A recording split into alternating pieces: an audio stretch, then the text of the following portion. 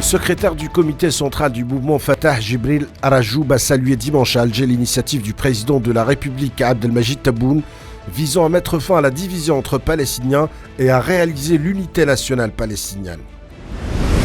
Le président de la Fédération camerounaise de football, Samuel Eto'o, a indiqué que l'Algérie a été aux côtés du Cameroun quand il traversait des moments difficiles avec la dernière CAN et qu'il ne trahit jamais ses amis. Il a ajouté qu'il est de son devoir en retour d'être aux côtés du président de la Fédération algérienne et qu'il va lui retourner l'ascenseur, a déclaré Samuel Eto'o aux médias à propos de la candidature de l'Algérie pour abriter la CAN 2025.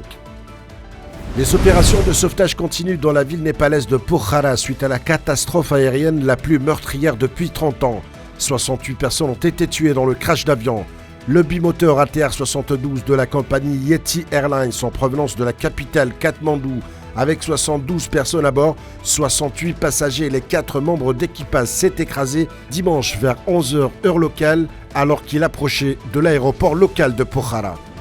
Le ministre chinois des Affaires étrangères, Qin Gang, et le secrétaire général de la Ligue arabe, Ahmed Aboulreid, sont convenus dimanche d'accélérer la mise en œuvre des résultats du premier sommet Chine-États arabes. La Chine est disposée à travailler de concert avec les États arabes pour mettre en œuvre les résultats du sommet dans l'esprit de l'amitié sino-arabe et accélérer la mise en œuvre des 8 initiatives de coopération majeures proposées lors du sommet, de manière à bénéficier aux deux parties, a déclaré le ministre chinois des Affaires étrangères.